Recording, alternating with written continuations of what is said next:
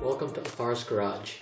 In this video, I'll show you how to move your front axle forward and your rear axle back to gain better approach and departure angles. Let's get started. Alright, to do this mod, you're going to need some Allen wrenches and some pliers. And in order to get better access to some of the nuts, you're going to have to take apart the truck a little bit. We're going to take off the battery tray, which has a few screws located here. And then there's also one on the passenger side in the fender well, so I'll show you that later. Let's get started.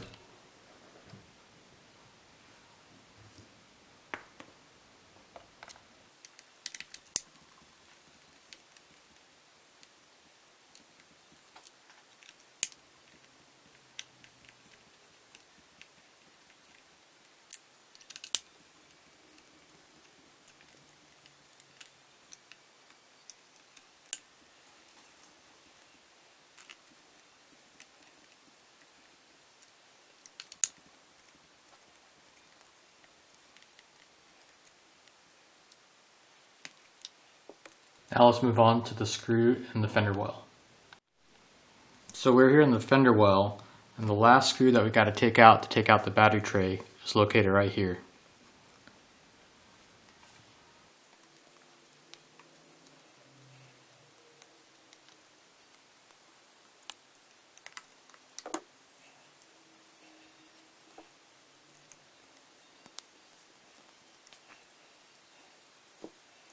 Alright, with that screw out, we can take off the battery tray.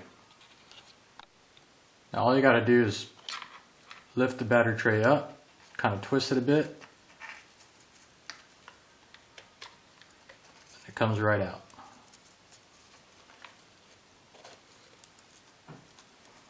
And what you're going to have to do is unplug the ESC from the receiver box and set that aside.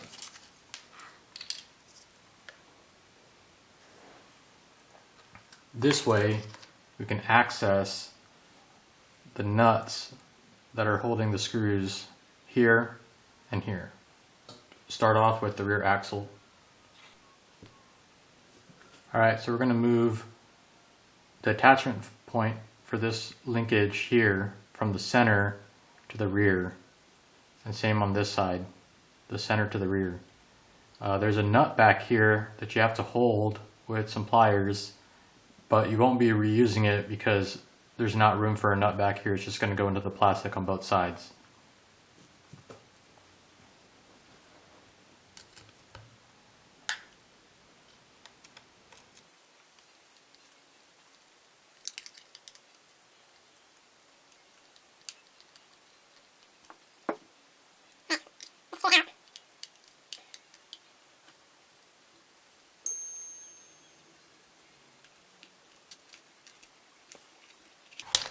With the screw out, we can move this linkage to the rearmost position. And then reinstall the screw.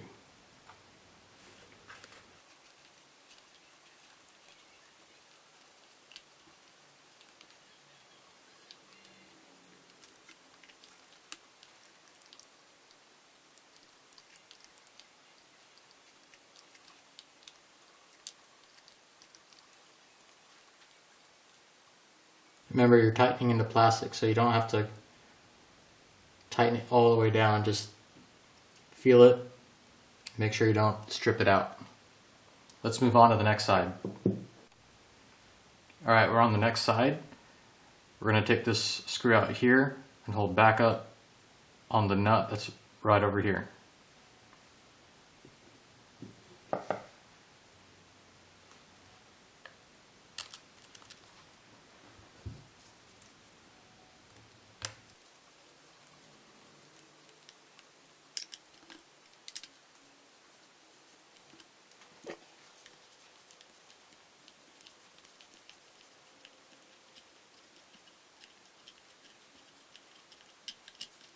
Screw out, you can move the linkage to the hole all the way in the back. Just line it up and reinsert the screw.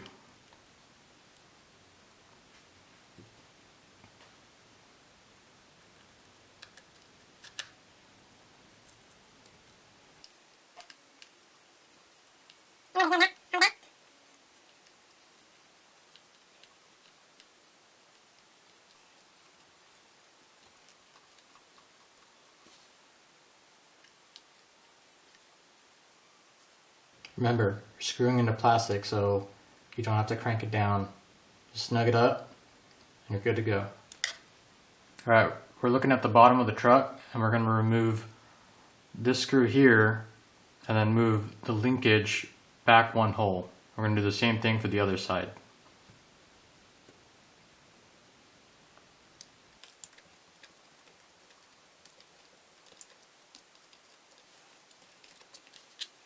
Now move the linkage back one hole.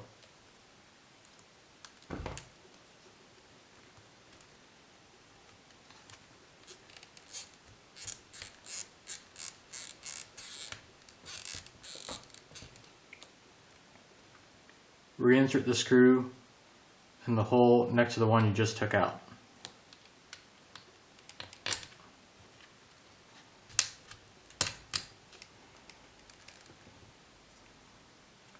Once the screw is inserted into the link, just tighten it up.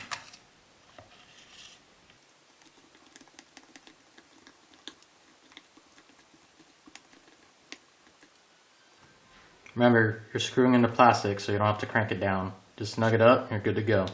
Let's move on to the next side. Alright, here again, we're at the bottom of the truck. With the rear link here, we're going to remove the screw located here, and then move it back one hole.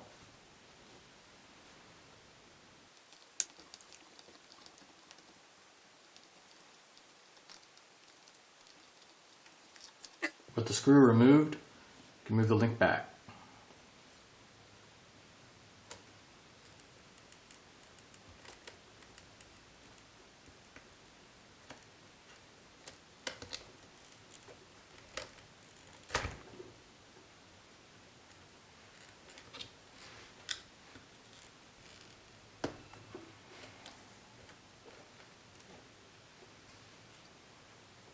Insert the screw into the hole right next to the one you took it out of.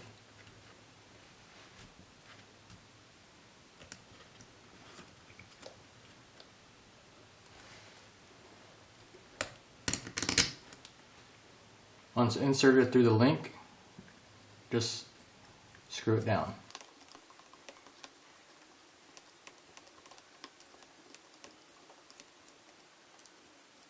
Remember, you're screwing into plastic, so you don't have to crank it down. Now we're done with the rear, let's move on to the front. Alright, we're going to do the front links at the bottom. And what we're going to do is we're going to take out this screw here and then move the link one spot over and reinstall it.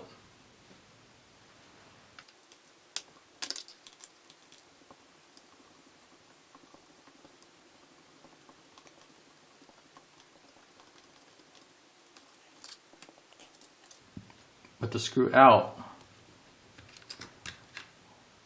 you can move the link forward one spot.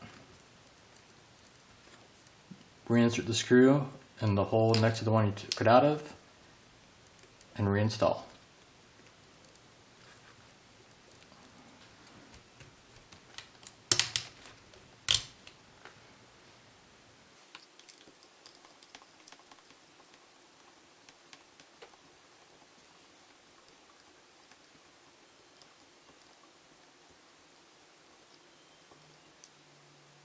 Remember, you're going into plastic, so you don't need to cinch it all the way down. Just snug it up and you're good to go. Let's move on to the next side.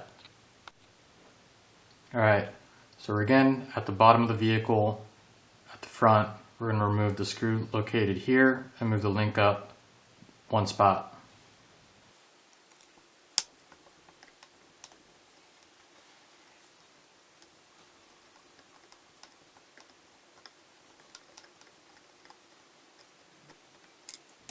Once the screw is removed, you can move the link one spot over and reinsert the screw and the next slot over.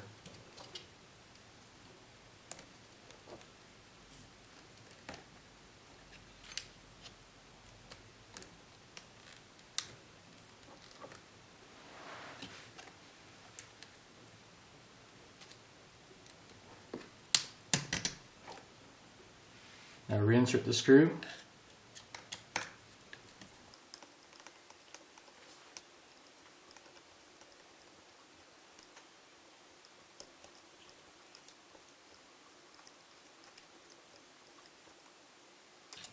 Remember, you're screwing into plastic, so don't over tighten it, just snug it up. Now we're going to move to the top of the truck and do the last link. The last link is kind of hard to get.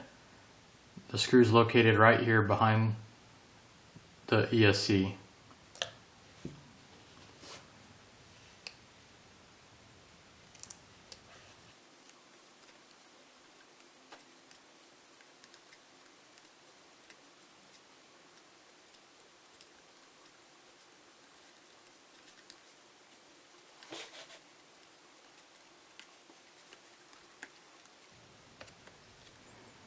Looks like we're going to have to remove the ESC to get the screw out and move it into the last position. Just carefully pry it off and the double-sided tape will come off. Put it to the side.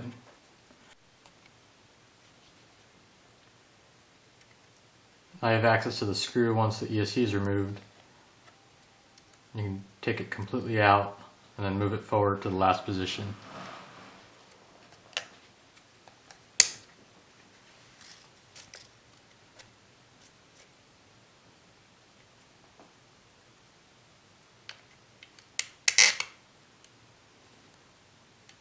Reinstall the screw and snug it up. Again, you're going into plastic.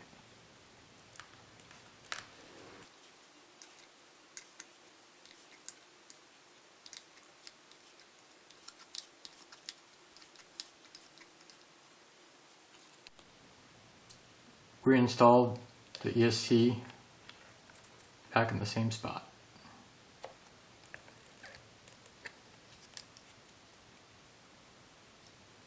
That should be good to go. Now with all the links where they're supposed to be to get the axles forward and back, we can reinstall the battery tray.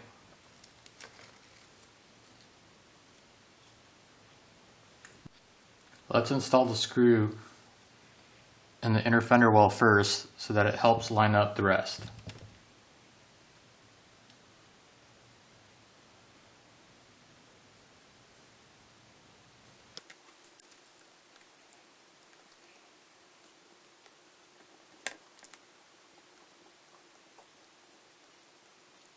Remember, you're going into plastic, so you don't have to crank it down.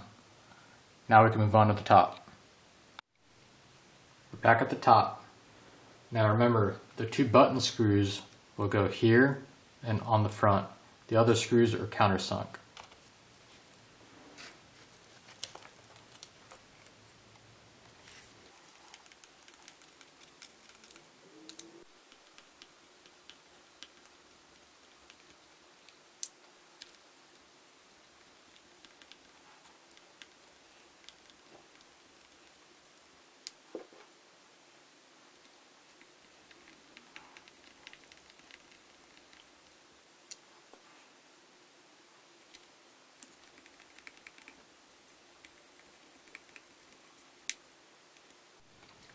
Now the last thing we're going to do is we're going to move the shock mount further in to the center of the body. So we're going to take the screw out and then install it in the one right next to it.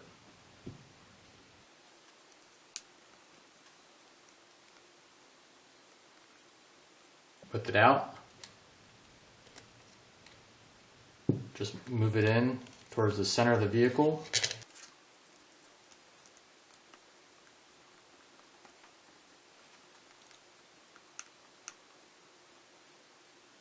Remember, you're going into plastic, so you don't need to crank it down. Just cinch it up, you're good to go.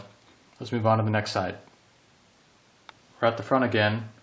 We're going to take out this shock screw and then move it to the position right behind it.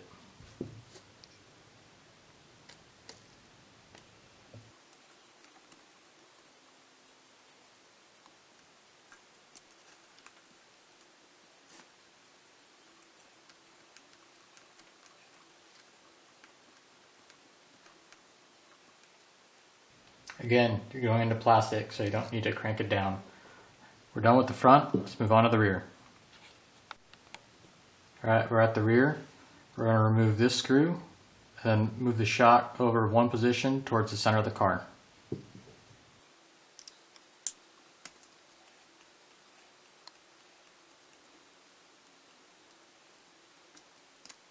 Now we're going to move it to the next position.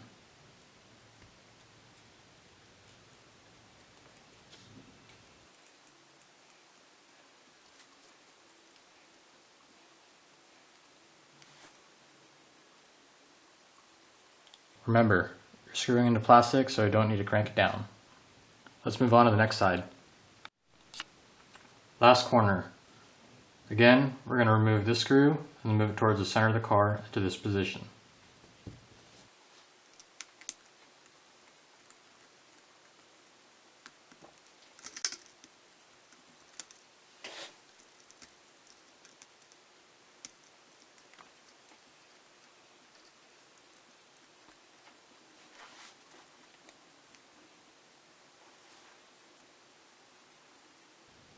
Remember, you're screwing into plastic, so you don't need to crank it down.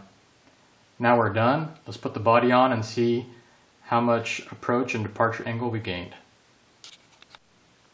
Alright, so we have the Redcat Gen8 up to a piece of wood and an angle finder, and looks like we're at about 65 degrees of approach angle. That's a considerable increase considering the stock out of the box we measured 59 degrees. Let's move on to the back. Alright, we got the Redcat Gen8 up to a piece of wood with angle finder in the rear. Looks like we're at 45 degrees of departure angle. That's a significant increase considering we measured the stock out of the box at 36 degrees. Thank you for watching this video. I hope you liked it. Please like and subscribe. Please check out the link below for the truck and the batteries I use. Stay tuned for the next video where we address the bump steer issue.